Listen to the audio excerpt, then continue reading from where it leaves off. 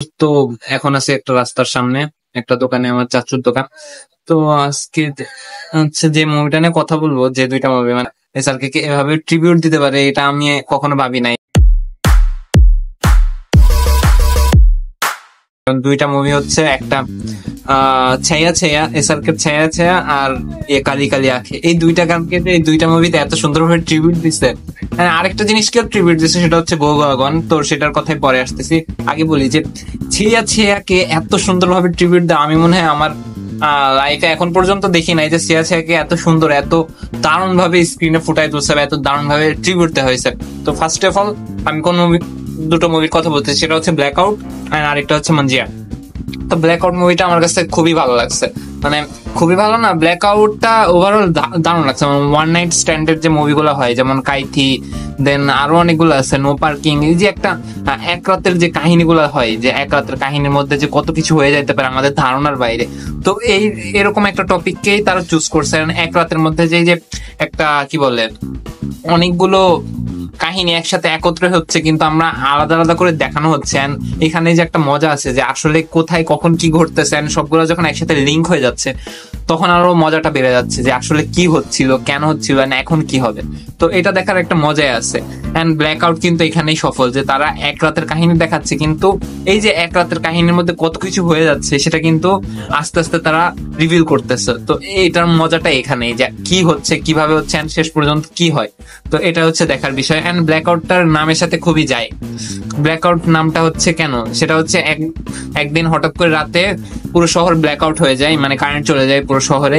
And ওই রাতে কিছু চোর তারা চুরি করার প্ল্যান করে, তারা চুরি করতে গিয়ে আদৌ সফল হয়। তারা চুরি করতে যে তাদের পথে কোনো বাধা বিপত্তির শিকার হতে হয়, এখানে হচ্ছে মুভির মেন গল্পটা। ট্রেলারে আমরা সবাই সবকিছু দেখেই ফেলছি, যে ট্রেলারে কি দেখানো হয়েছিল বা কি বোঝাতে চাইছিল। তো মুভিটা আমার কাছে এক কথায় দারুণ লাগছে। গানটার কথা কি বলবো, গানটাও মানে এটার সাথে যে একটা টাইটেলটার কাছে আই থিঙ্ক চিত্রলেখা করে, তো ওইটার যে বিজিএমটা ওটা আমার কাছে খুব ভালো লাগছে। তো ওভারঅল পুরো ফিল্মটা কিন্তু আমার কাছে দারুণ লাগছে, প্যাকেজ বলতে পারি সবকিছুর, টুইস্ট টার্নস এন্ড কমেডি, গানগুলা, তারপর গানগুলোর কম্পোজিশনও ভালো ছিল, গান তারপর টুইস্ট টার্নস কমেডিও একদম ওভারঅল ভালো। এবার কথা হচ্ছে যে মানজা মুভিটা আমার কাছে ভালোই লাগছে। মানজা মুভির যে স্টোরিটা আমার মনে হয় এখন পর্যন্ত হচ্ছে হরর জনার মধ্যে এইটা ওয়ান অফ দ্য বেস্ট বলতে পারি। মানে হরর এলিমেন্ট পুরোটাই হরর এলিমেন্টে ভরপুর।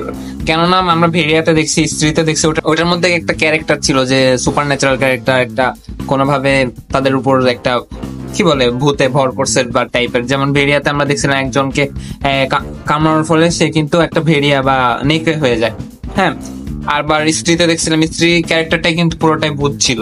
এটা আমার কাছে ভালো লাগছে, কারণ ওভারঅল যে মুভিটা, সেটার যে গল্পটা সেটা খুবই ইন্টারেস্টিং। এন্ড এটার মধ্যে কোনো স্টার কাস্ট কিন্তু নাই, সে কারণে কিন্তু গল্পের জোরটা কিন্তু ভালোভাবে আমরা ফিল করতে পারি। গল্পটা আমার কাছে দারুণ লাগছে।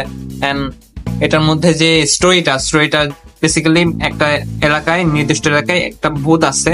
তো ওই ভৌতিক এলাকার মধ্যে এমন কিছু আছে যে যার কারণে অনেক মানুষ জঙ্গলে যেতে চায় না।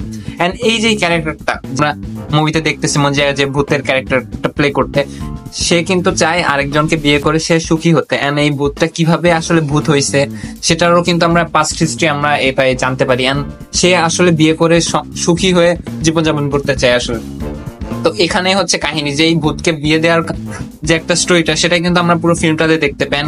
এন্ড এই ফিল্মটার সাথে কিন্তু আমরা স্ত্রী, দেন আরো অনেকগুলো মুভির সাথে কানেকশন দেখতে পাই, যে স্ত্রী, দেন হচ্ছে ভেরিয়া। তো এটার মুভির শেষে কিন্তু একটা ক্লিপ হ্যাঙ্গার আছে, যেটার সাথে আমরা ভেরিয়ার সাথে লিঙ্ক আপ হতে দেখছি।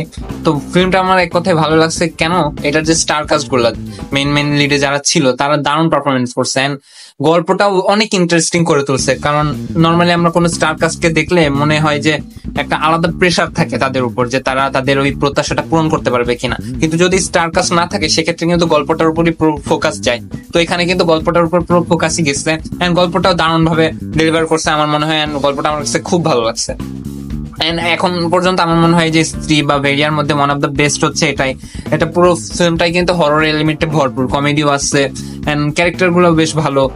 তো দেখার বিষয় যে আমরা ভেরিয়ার সাথে যে লিঙ্ক আপ হতে দেখতেছি, নেক্সট কি হইতে পারে। এন্ড এই যে দুইটা মুভিতে কিন্তু এসআরকে দুইটা গানকে ট্রিবিউট দেওয়া হয়েছে। মঞ্জিয়া মুভিতে কিন্তু গোয়াগনেরও কিছু কিছু ইন্সপায়ার্ড বা তাদেরকেও একটা ট্রিবিউট দেওয়া হয়েছে। তো এই জিনিসগুলো আমার কাছে খুবই ভালো লাগছে। And এটার মধ্যে যে পুরো দুইটা মুভির মধ্যে কিন্তু ওয়ান নাইট স্ট্যান্ডের একটা ব্যাপার আছে, যে একটা রাতের মধ্যে অনেক কিছু দেখানো হয়েছে। একটা মুভিতে তো পুরোটাই রাতের কাহিনী, আর একটা মুভিতে বলতে পারি যে একটা ভূতেরই কাহিনী দেখানো হয়েছে। তো ওভারঅল যে দুটো মুভি আমার কাছে বেশ ভালো লাগছে। একটা ব্ল্যাক আউট বলেন বা হচ্ছে মঞ্জিয়া, দুইটাই আমার কাছে রিসেন্ট টাইমে বেশ ভালো একটা কাজ মনে হয়েছে। এন্ড দুটাতে কিন্তু তেমন একটা স্টার কাস্ট নাই বললেই চলে। ব্ল্যাক আউটে আমরা বিক্রান্ত মাসেকে দেখতে পাই, এখানে কিন্তু আমরা বিক্রান্ত মাসের যে ক্যারেক্টারটা আমরা গত বছর দেখছিলাম 12 ফেজতে, যে সে একটা কি বলে নিম্ন মধ্যবিত্ত গ্রামের একজন ছেলের রোল প্লে করছে, তিনি এখানে যে ক্যারেক্টারটা প্লে করছে জাস্ট আউটস্ট্যান্ডিং লাগছে আমার কাছে। যেভাবে সেই ক্যারেক্টারটা বিভিন্ন শেড দেখাইছে এন্ড একটা পর্যায়ে এসে মানে ব্ল্যাক আউট মুভিটার যে প্রাণ সেটা আমার মনে হয় যে সুনীল গ্রোভার, মানে তার যে ক্যারেক্টারটা যেভাবে সে সোয়াগ দেখাইছে বা যেভাবে সে ক্যারেক্টার পোর্ট্রে করছে দারুণ লাগছে। কেন বলতেছি, কারণ এই যে গ্যাংস্টারের ক্যারেক্টারটা প্লে করছে, যেখানে বিক্রান্ত মাসে, যিশু সেনগুপ্ত, মৌনি রয় এন্ড দুইজন যে ক্যারেক্টার ছিল, দুইটা ছেলের ক্যারেক্টার, ওভারঅল তাদেরকে কিন্তু ওভারশ্যাডো করে দিয়েছে সুনীল গ্রোভার।